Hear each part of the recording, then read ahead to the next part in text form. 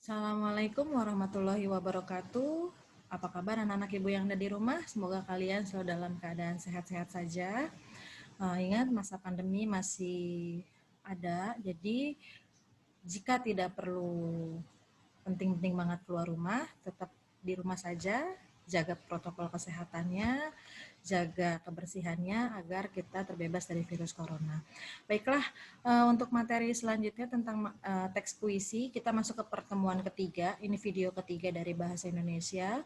Kali ini Ibu hanya menjelaskan sedikit saja, melanjutkan dari materi sebelumnya, yaitu unsur puisi, tapi kali ini Ibu Anita tambahkan beberapa unsur puisi dari teks puisi yang PPT pertama yang Ibu sudah berikan ke anak-anak Ibu yang di rumah dengan pertemuan pertama kemarin, dan di pertemuan kedua sudah ada materi dari Pak Zul menyimpulkan, dan ini ditambahkan lagi.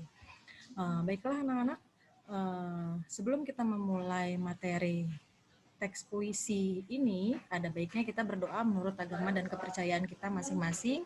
Berdoa, dimulai.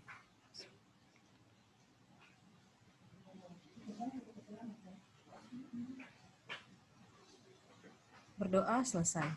Baiklah, Ibu akan share PPT-nya.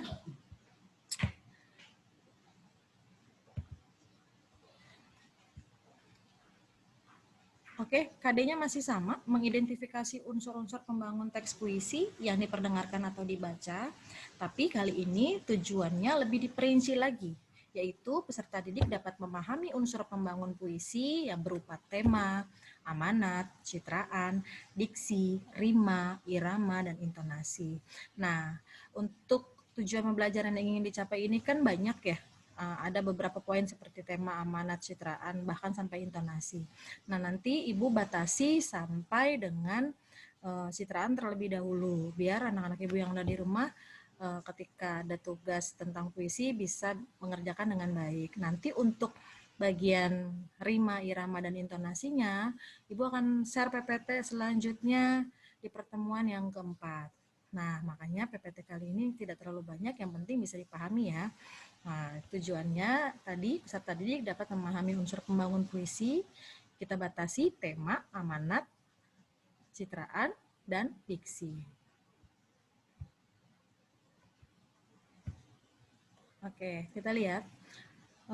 Kenapa puisi itu perlu tema? Karena ketika kita mau membuat puisi atau sebuah karya sastra itu banyak ya, bukan cuma puisi saja, bisa juga cerpen, bisa juga dengan novel, bisa juga cerita rakyat, itu termasuk karya sastra. Sama dengan puisi. Setiap kita mau membuat karya sastra, kita pasti memerlukan yang namanya tema. Apa sih tema itu dikatakan adalah ide utama atau persoalan yang akan disajikan dalam tulisan kita. Misal, kita pengen bikin puisi temanya tentang sahabat, atau tentang cinta, atau tentang masalah pribadi, atau mungkin kita pengen bikin puisi dengan temanya tentang masalah sosial, masalah tentang negara, atau apapun itu. Pertama yang kita tentukan dalam membuat sebuah puisi adalah tema.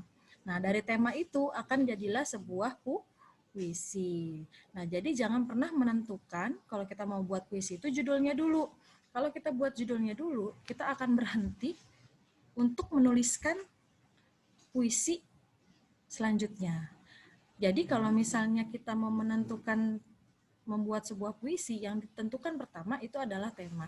Karena tema luas, cinta bisa cinta terhadap orang tua, bisa cinta terhadap sesama, bisa cinta terhadap orang yang kita sayang. Berarti kan maknanya luas. Kayak sahabat, bisa kita dengan teman sendiri, bisa juga kita mengungkapkan sebuah tulisan tentang sahabat itu, sahabat kita yang sedang jauh di luar daerah, atau juga tentang persahabatan abadi bentuknya seperti apa. Jadi itu yang paling penting adalah ketika buat puisi, tema dulu yang kita tentukan. Jangan pasang judul, sahabatku segalanya. Mentok pasti.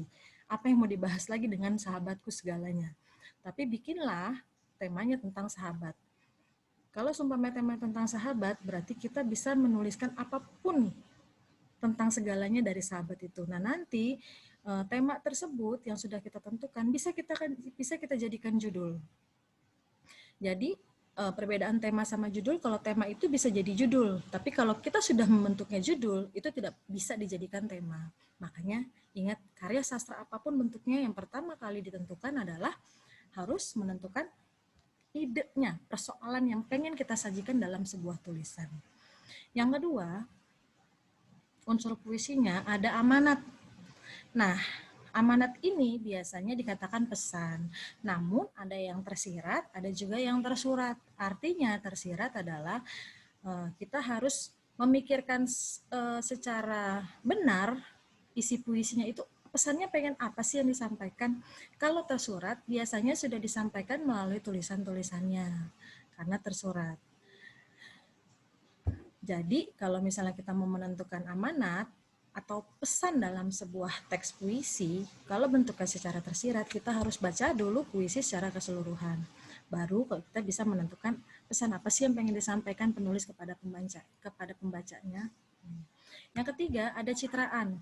Artinya adalah gambaran angan penulis, yang dimana si penulis ingin pembaca bisa merasakan isi dari puisi tersebut, bahkan terhanyut sama puisi-puisi tersebut.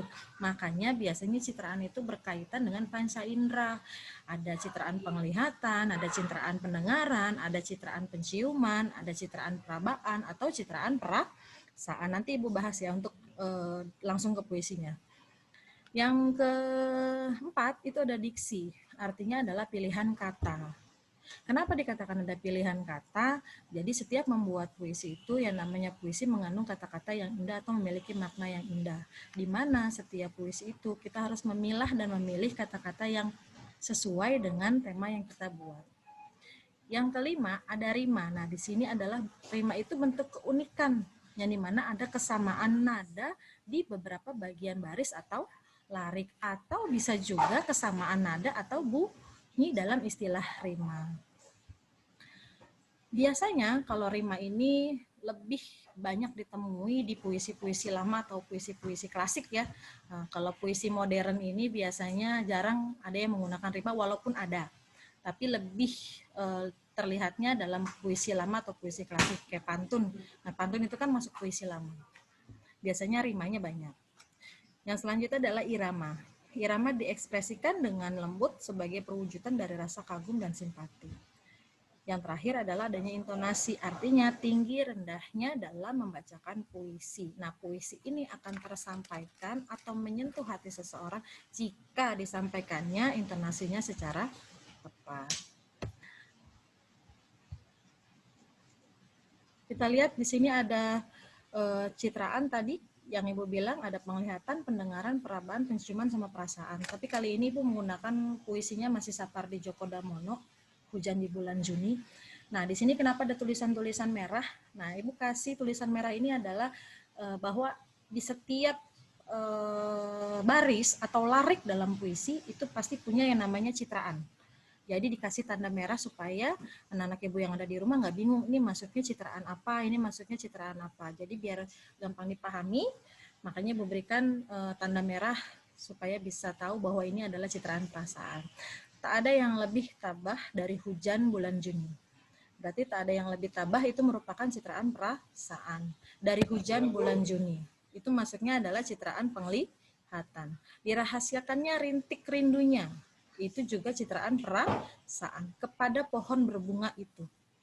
Itu juga masuk citraan penglihatan. Kepada pohon berbunga itu. Penglihatan ya. Tak ada yang lebih bijak. Nah, itu masuk citraan perasaan. Dari hujan bulan Juni, masuk citraan penglihatan. Kenapa bukan masuk citraan perasaan setiap dari hujan bulan Juni? Karena hujan itu seolah-olah penulis ini pengen memperlihatkan bahwa ada hujan di bulan Juni. Dihapusnya jejak-jejak kakinya, itu masuk citraan perabaan. Lalu yang ragu-ragu di jalan itu masuk citraan perasaan. Tak ada yang lebih arif, itu juga citraan perasaan. Dari hujan bulan Juni, masih sama ya, citraan penglihatan. Dibiarkannya yang tak terucap, itu masuk citraan pendengaran. Diserap akar pohon bunga itu masuk citraan penglihatan. Jadi gunanya citraan itu buat apa dengan kaitannya dengan panca indera. Jadi seolah-olah si penulis puisi ini pengen supaya orang yang membaca puisinya seolah-olah bisa melihat, bisa mendengar, bisa meraba, bisa mencium, ataupun juga bisa merasa. Makanya citraan itu kaitannya dengan panca indera. Nah, kalau citraan penglihatan seolah-olah bisa melihat, berarti sesuatu yang bisa dilihat. Pohon kelapa melambai-lambai. Dari mana kita tahu pohon kelapa melambai-lambai? Karena ada sesuatu yang seolah-olah dilihat. Seperti dari hujan, bulan Juni, itu masuk citraan penglihatan. Kepada pohon berbunga itu, dari mana kita tahu bahwa pohon berbunga itu? Dari sesuatu yang dilihat. Jadi si penulis puisi Bapak Sapardi Djoko Damono ini dari kalimat kepada pohon berbunga ini seolah-olah pengen supaya membacanya tahu bahwa di situ ada citraan penglihatan.